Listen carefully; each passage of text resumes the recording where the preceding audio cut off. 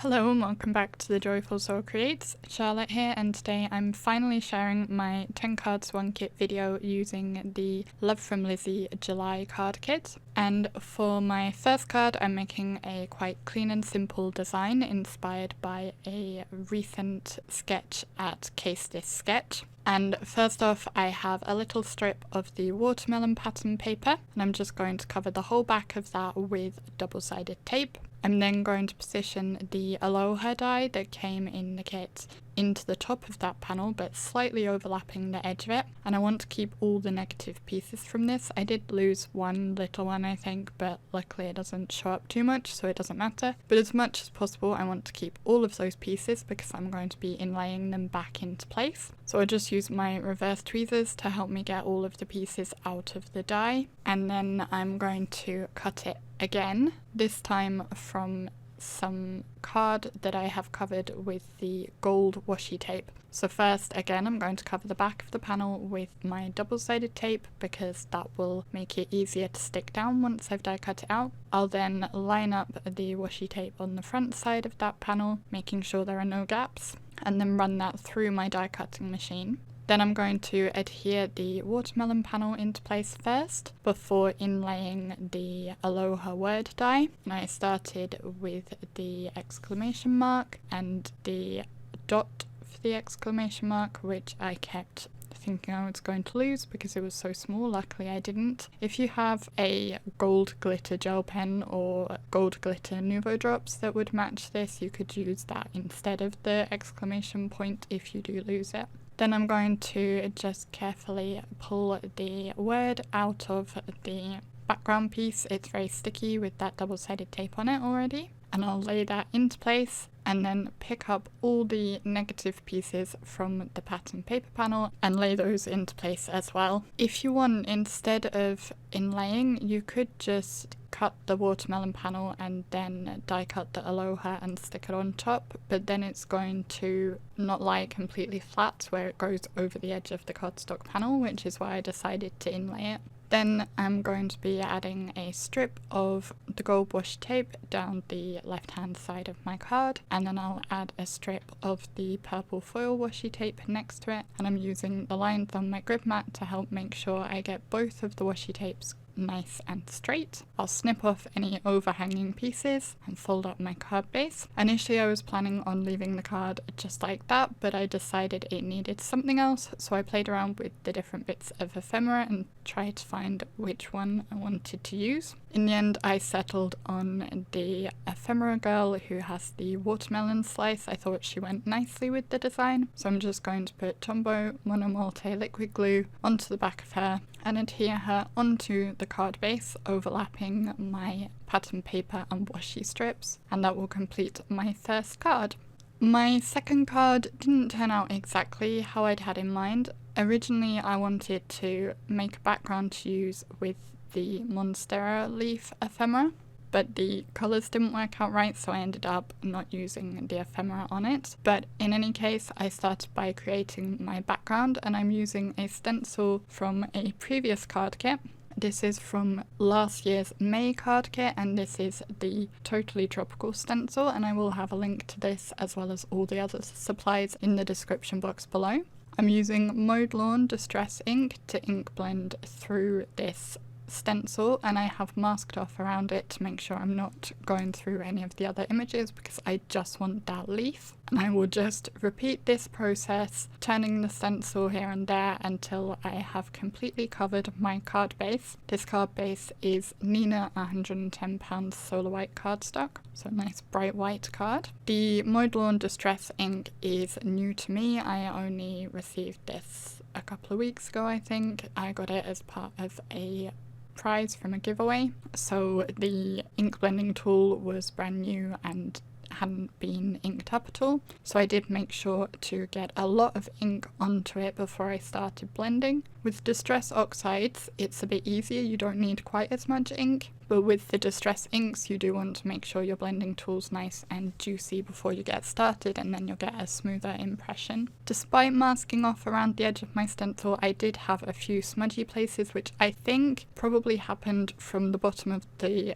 tape picking up some ink, and then when I moved the stencil and put the tape back down, it transferred the ink to my card base, but I was able to just pick that back up using my Tombow sand eraser and clean it up, and you wouldn't know the difference. As I said, the Monstera leaves I decided not to use because the colours didn't match as well as I would have liked. The Mowed lawn is not as yellow as the Monstera leaf ephemera is, it's more of a yellowy green, whereas the Mowed lawn is more of a true green. So instead I decided to keep things simple, and I'm going to use the Aloha Die again to add my sentiment. I created this in the same way. I'm using washi tape again, this time the foil washi, but I did the same as on my previous card and just coated a panel of cardstock with it. I decided not to put the double-sided tape on the back this time. Instead I used my glue pen on the back of the die cut whilst the pieces were still in the die, and then I pressed the die onto my card base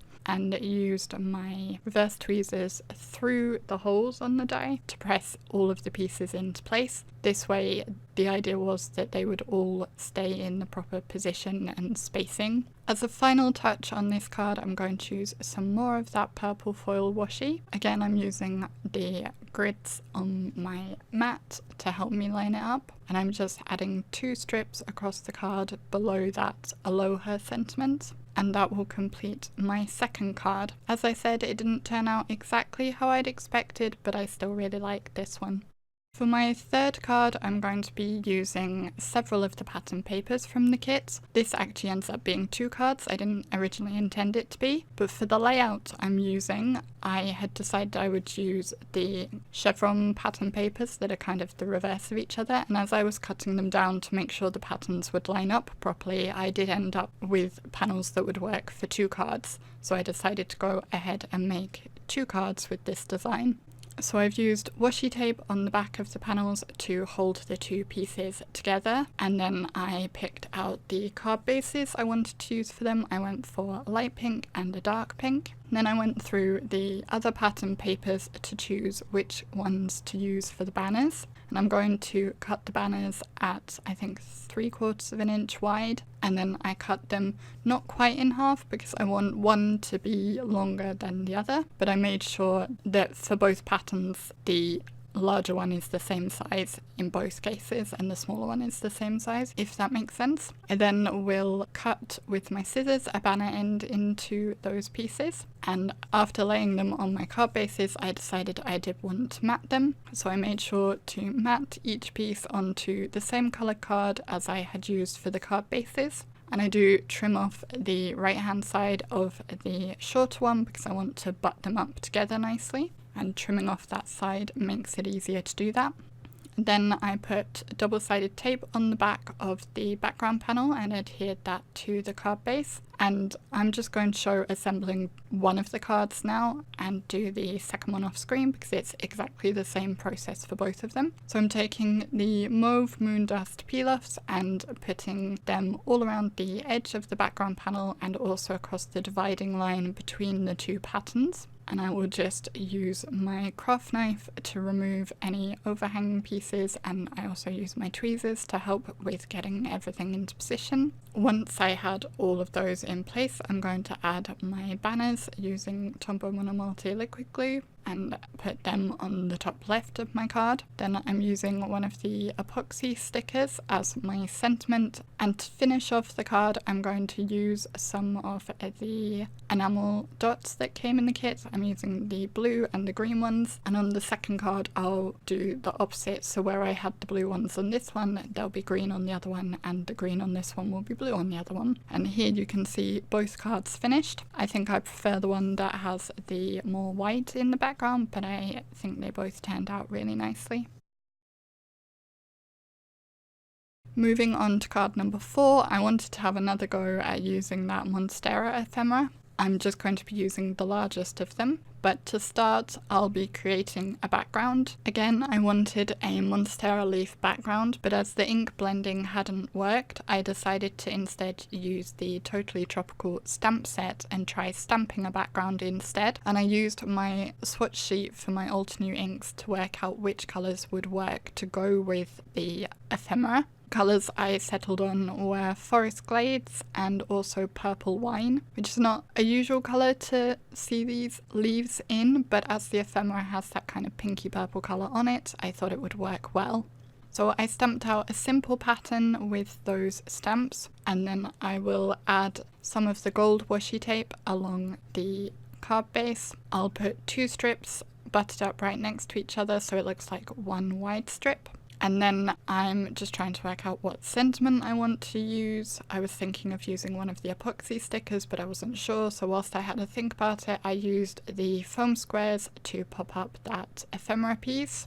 And I'm just putting it over that gold glitter strip and have it at a very slight angle. Again, I'm trying to decide, do I want those stickers? No, I wasn't happy with any of those. I considered one of the stamps from the stamp set, but it wasn't quite what I wanted. So I ended up pulling in another stamp set. This is from this year's May card kit. This is the Snap Happy stamp set. And I'm just going to stamp the hello onto the card with VersaFine Onyx black ink. And then as a final touch, I brought in some of the golden gems from last month's kit and just put a trio of those on the card base to fill in some of the white space. And that will complete card number 4, which is one of my favourite cards that I made with this kit.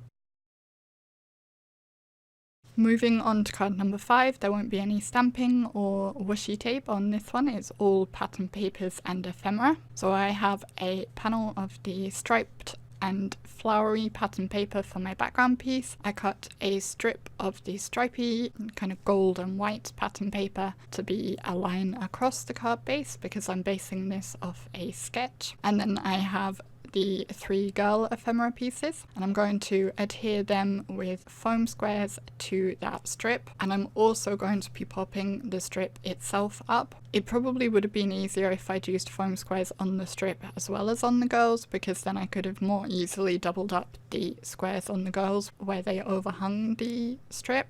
But I wasn't sure I would have enough of the squares, so instead I used my regular foam tape roll on the back of the strip. So then when I put the second layer of foam on the girls, it needs to be that same foam tape rather than the squares to make sure it's the same height. So what I ended up doing was deactivating the stick from one side of the foam tape, because then when I adhere it onto the squares, it's only going to stick to the squares, and if the card gets pressed on slightly, any areas that the ephemera overlaps the tape aren't going to get stuck down, like pressed into it, if that makes any sense at all. So once I've got all the pieces into place, I'm also going to use my anti-static powder tool and make sure that any of the foam squares that are sticking out aren't sticky anymore, because again, I don't want the ephemera pieces to end up bent if that stickiness sticks in the wrong place. So I'm slightly out of camera here, but what I'm doing is I've put my panel into the corner of my MISTI, and I'm going to push the edge of the strip right up to the edge of the MISTI, because then I'll make sure it's in the correct position. I'll then peel back the backing tape on the panel and adhere the whole piece onto my card base, which I went for the kind of minty tealy green colour, and make sure that's all pressed into place. And then to finish off, I'm going to use one of the epoxy sticker sentiments. I was thinking of using one of the little ones, but I actually changed my mind and decided to use the larger one that says Hello Sunshine. So I just need to stick that into place, and that will complete card number 5. I was again inspired by a sketch for card number 6, and I did keep this one pretty simple. I have a background of one of the pattern papers again. This is a pearlized fruity pattern paper. I then have a little sentiment strip panel cut from the same colour card as my card base, and I'm going to stamp a sentiment onto that from the stamp set, and I'm keeping that towards the left hand side because I want to put the surfboard overlapping it on the right hand side, and I do want the strip to come beyond the edge of the surfboard on the right hand side. I'm going to put a frame around the edge of the sentiment panel using the Mauve Moon Dust peel-offs. And I have this brought in slightly from the edge, so it's not at the very edge, it's just a little bit in on each side. I didn't measure it, I just did it by eye. And I'll use my craft knife to cut away the excess pieces and put them back on my sheet. I'll even keep the teeny tiny pieces because I do find they come in useful sometimes. If you've slightly misaligned something, you can put one of those tiny pieces in between to fill the gap and no one will know the difference. Then I'm going to adhere the pattern paper panel to the card base. Again, I have double-sided tape on the back and I'll just press that into place. I did make sure I had it oriented the correct direction because this pattern does seem to have a right way up. Again, I'm going to go around with the Mauve Moon Dust peel-offs and edge all the way around this panel. This time I am doing it along the edge, not inset. And again, I'll use my reverse tweezers and my craft knife to help with this where necessary. I believe I used the narrowest of the peel-offs for this and the sentiment panel as well. I then used my Tombow glue to adhere the surfboard to the sentiment panel.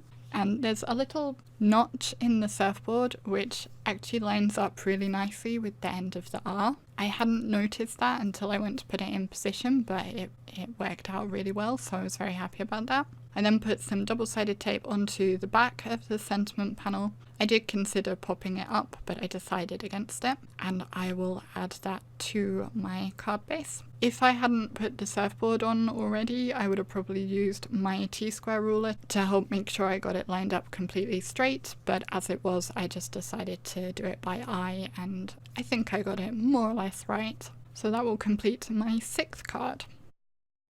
Moving on to card number 7, which is another one of my favourites, I'm going to be doing some ink blending. I have a Nina Solar White card base and I've masked off about a 1/2 inch, I think, all the way around using some repositionable tape. And then I'm going to use some Distress Oxides to create the background. I started with Festive Berries towards the bottom of the card and I'm covering about a 1/3. Then I will add Wild Honey in the middle and go back and forth over the dividing line a bit with both colours to build up the coverage and help it blend nicely. And if you find that you don't have a smooth blend, that is the key, is just keep going back and forth over it until you are happy with it. If you don't like how it looks, it's probably not finished yet. Once I'm more or less happy with that, I'll move on to my 3rd colour, which is the Squeezed Lemonade, and I will put that at the top of the card base. So it's kind of a almost like sunset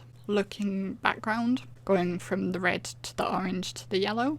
And again, I will go backwards and forwards between the two colours until I am happy with the blend between them. As I said, if you're not happy with it, keep going. It might be that you just need to work it a bit more. And here you can see how it looks when you take the masks off. And I do always enjoy removing the masks and revealing the way it looks. Off screen, I stamped, coloured and die cut one of the girls from the stamp set. If you'd like to know what colours I used for colouring her in, I have the colour combination on my blog and there's a link to the blog post in the description box below. I used Spectrum Noir Illustrator markers to colour her in, and I also added detail with some gel pens. I added white dots onto her dress, and I also used a glitter gel pen to add detail and interest into her hair. Next, I'm going to add my sentiment onto the card. So I'll work out exactly where I want that positioned. I'm going to have it towards the bottom, and when I adhere her into place, I'll put her almost as if she is standing on the sentiment because that will kind of ground her. So I'm going to use, again, my VersaFine Onyx Black ink to do the stamping once I have made sure that the stamp is nice and central. And the grid squares on your MISTI, if you are using a MISTI, are really helpful for this because if you count from the end of the sentiment to the edge of the card base on each side, if the number of squares is the same, then you know you have it centrally. Then I will put my Tombow glue on the back of my girl, use my reverse tweezers to help me get her into position and press her down onto my card base. I did think about maybe adding some Nuvo drops, but I decided against it, and I think I really like how this card looks even without them. So that was card number 7. I'll be doing some more ink blending on card number 8. I have masked off the bottom edge of my card base with a kind of sand dune shape that I just used my craft knife to create myself, and then I'm going to use the MFT mini cloud edges stencil to add clouds to the top portion of the card base. I'm using Tumbled Glass Distress Oxide for this, which is a nice pale blue. So I'm just working along the card, turning the stencil as I go so I get a different look to the lines of the clouds. And sometimes I actually don't do the full length of the stencil. I'll go part way and then turn the stencil again and do a different part for the other section. I just think this adds a bit more interest to the design. I did realise when I was editing this video that actually there is a cloud stencil that came in one of the Love From Lizi kits from earlier this year. So if you have that, you could use that instead of the MFT one. But I honestly just didn't remember it at the time. I'm so used to pulling out this one because I've had it longer. When I got to the bottom, I did add a little ink blending just from the edge of the hill up into the clouds, and then I'm going to move my mask up and start ink blending the ground.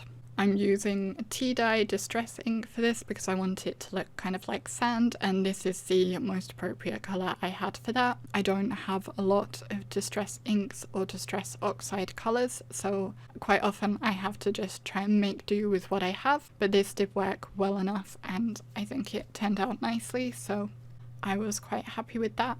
I'm keeping the colour darker towards the top where the mask is and fading it out a bit towards the bottom just to give it a bit more interest. Then to make it look more like sand, I have smushed my distress ink pad onto an acrylic block. I'll spritz it with water, cover the sky, and then just flick on the watered down distress ink with a small paintbrush to give a kind of speckled sandy texture to that ground. Then I can remove the masks from my card base, and that is the background ready. I did have a little smudge of tea dye in the sky where I'd obviously gone past my mask, so again I used my Tombow sand eraser to clean that up. Then I bought in the Caravan or Campervan, I think it's a Caravan. Yes, it's a Caravan because it doesn't have the motor part included. Anyway, I put that onto the card base to work out the positioning of my sentiment. I apologise again, I'm slightly out of frame, but I'm just using my VersaFine again to stamp my sentiment onto the sand.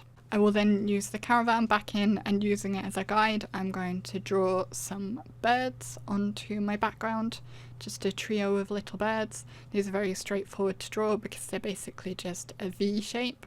And finally, I will put some Tombow liquid glue onto the back of the Caravan and adhere it to my card base. And that completes card number 8, which is another one of my favourites.